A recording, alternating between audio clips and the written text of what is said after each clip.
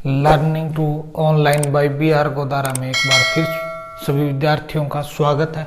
आज हम कक्षा 6 के मानचित्र का पार्ट दूसरा जो करने जा रहे हैं।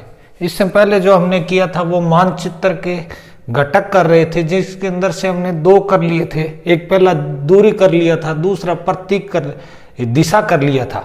आज जो तीसरा जो घटक है वो करने जा रहे हैं। पहला है प्रतीक। प्रतीक क्या होते हैं? प्रतीक को तो वैसे हम चिन्ह बोल सकते हैं भी, ये चिन्ह होते हैं। वो किस प्रकार से होते हैं, पहले हम परिभाषा की बात करते हैं। देखो, किसी भी मानचित्र पर वास्तविक आकार, यानी कि किसी भी मानचित्र के ऊपर कोई भी एक मानचित्र है इस प्रकार का, ये जैसे मान लेते हैं मानचित्र है, उसके ऊपर वास्तविक आकार व विभिन्न आकृतियां भी, कोई भी वास्तविक आकार का है या कोई भी विभिन्न आकृतियां, जैसे इस प्रकार की हम मान लेते हैं ये कोई सड़क है, ये वास्तविक आकार की है। इसके अलावा ये आकृति भी है जिसको दिखाना संभव नहीं है। अगर ये देखो मानचित्र हमारे पास में इतना का है और ये सड़क जो है ये 6 किलोमीटर लंबी है, तो मानचित्र तो हमारे पास में कितना का है, ये इतना। तो अब इसको हम 6 किलोमीटर कैसे दर्शाएंगे, यानी कि ये तो इसको इतना क्रॉस कर जाएगा। तो ये बात कह रहा है भी धरातल के ऊपर कोई भी, ये जितने भी वस्तुएं हैं इनकी जो दूरी है इनको हम मानचित्र के ऊपर नहीं दिखा सकते ज्यों का त्यों। जैसे ये कमरा है, ये पूरा का पूरा कमरा, और इस कमरे को कह दूं भी इस मानचित्र के ऊपर दिखाना है तो मैं नहीं दिखा सकता। तो दिखाने के लिए तब इनके स्थान पर, यानी कि इस सड़क के स्थान के ऊपर जिस चिन्ह का प्रयोग करते हैं उसे हम रूढ़ प्रतीक कहते हैं। कहने का अभिप्राय क्या है, देखो ये जो सड़क है, इस सड़क को हम यहां पर नहीं दिखा सकते, तो फिर हम क्या करेंगे, जैसे इस प्रकार से एक हम कोई छोटा सा इंडिकेट कर देंगे और इसके नीचे हम लिख देंगे बराबर में ये सड़क है, ठीक है, एक साइड के अंदर। इसको क्या बोलते हैं, इस प्रकार से दो चीज होती है, इसको हम बोलते हैं इंडेक्स।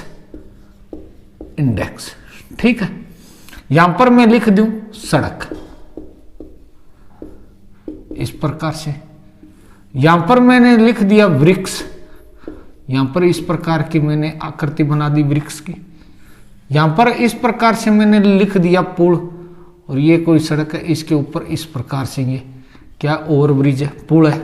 इसी प्रकार मैंने यहां पर लिख दिया भवन, और मैंने यहां पर इस प्रकार से एक चित्र बना दिया ये भवन का। अब ये जो है ये सारे के सारे, देखो भवन को तो हम नहीं दर्शा सकते मानचित्र के ऊपर, तब हम क्या करेंगे, इस आकृति को हम क्या करेंगे, यहां पर इस प्रकार से मानचित्र के ऊपर, इसी प्रकार से इस प्रकार से, यहां पर इस प्रकार से। अब जो है वो मानचित्र के ऊपर समझ जाएगा ये जो चित्र है ये किसका है, वृक्ष का है। ये जो चित्र है ये किसका है, भवन का। तो इसे हम क्या कहते हैं, रूढ़ प्रतीक कहते हैं। यानी कि जो प्रतीक जो होते हैं वो क्या काम आते हैं भी, इस धरातल के ऊपर जो वास्तविक जो आकृतियां हैं उनको हम मानचित्र के ऊपर नहीं दर्शा सकते।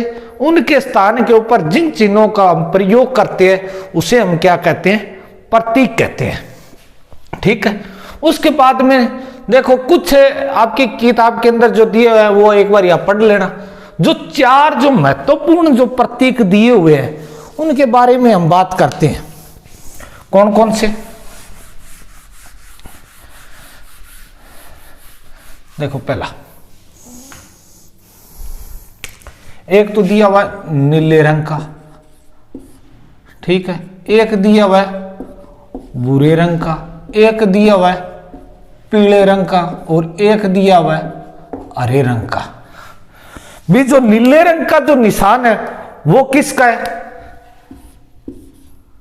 जल का। भूरे रंग का जो निशान है वो किसका है, पर्वत का।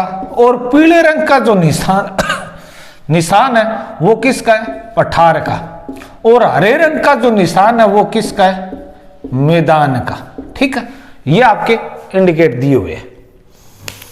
उसके बाद में हम बात करते हैं नेक्स्ट जो छोटा सा पॉइंट है आपके, एक रेखा चित्र। आपसे पूछ ले भी रेखा चित्र क्या होते हैं। रेखा चित्र यह एक आरेखण है जो बिना पैमाने के बनाए जाते हैं, उन्हें क्या कहते हैं, रेखा चित्र कहते हैं। रेखा चित्र का मतलब क्या है, जो बिना पैमाने के बनाए जाते हैं उसे हम क्या कहेंगे, रेखा चित्र कहेंगे।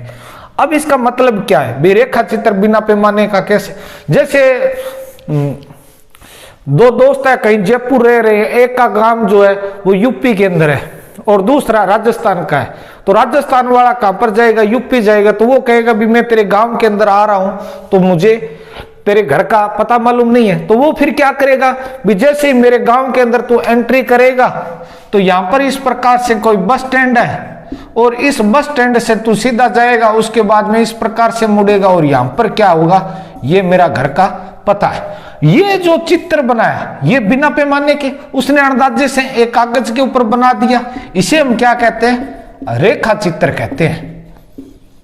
ठीक है, उसे हम क्या कहेंगे, रेखा चित्र कहेंगे। अब नेक्स्ट जो है एक दिया हुआ है आपके, खाका दिया हुआ है। क्या दिया हुआ है, खाका।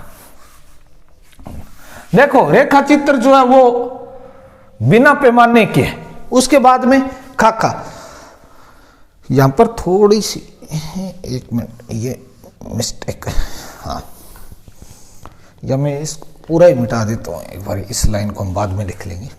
खाका, खाका के अंदर क्या होती है, इसके अंदर लंबाई हुआ है, चौड़ाई होती है। ठीक है, उसके बाद में ये विस्तृत जानकारी कभी कभी प्राप्त की जाती है। देखो किसी छोटा सा एरिया जो है, छोटा सा एरिया, उसके ऊपर बड़े पैमाने के अंदर जो जानकारी जो प्राप्त की जाती है वो कभी कभी की जाती है। ये नहीं है भी हर रोज इससे जानकारी प्राप्त की जाती है, लेकिन जब कभी जरूरत पड़ती है तब इसका प्रयोग किया जाता है। अब इसके बाद में एक लाइन और भी, खाका होता क्या है भी, छोटे क्षेत्रों के अंदर, छोटे क्षेत्रों में बड़े पैमाने के रेखा चित्र, रेखा चित्र होते हैं। ठीक है, यानी कि ये क्या होते हैं, छोटे क्षेत्रों के अंदर होते हैं और ये बड़े पैमाने के होते हैं, यानी कि इन्हीं के अंदर क्या होता है, पैमाना यूज किया जाता है। लेकिन सीधा अगर रेखा चित्रों में आपसे पूछे तो क्या नहीं यूज किया जाता, पैमाना यूज नहीं किया जाता, तो ये खाका होता है। उसके बाद में एक छोटा सा और रह गया टॉपिक आपके, मानचित्र है भी। इसके अंदर कुछ लाइनें, इसके अंदर क्या क्या बातें होती है, इसके अंदर हम प्रतीक का प्रयोग करते हैं, जो ये रूढ़ प्रतीक बोलते हैं, इनका प्रयोग किया जाता है। इसके अलावा पृथ्वी के एक भाग को दर्शाते हैं, यानी कि ग्लोब जो है वो पूरी पृथ्वी को दर्शाता है, लेकिन मानचित्र जो होता है वो पृथ्वी के एक भाग को ज्यादा दर्शाता है, इसीलिए एक भाग के लिए ये ग्लोब की बजाय मानचित्र ज्यादा उपयोगी होता है। छोटे पैमाने पर खींचे जाते हैं, छोटा पैमाना होता है तब जाके एक पार्ट को दिखाई देता है। इसके अलावा जो मानचित्र है वो ज्यादा जानकारी प्राप्त होती है, जो मानचित्र के ऊपर होती है वो विस्तृत जानकारी हमें प्राप्त होती है। तो ये आपका लेसन है और ये लेसन आपका आज पूरा हो गया है और कल हम इसके क्वेश्चन उत्तर करेंगे और तब तक जय हिंद।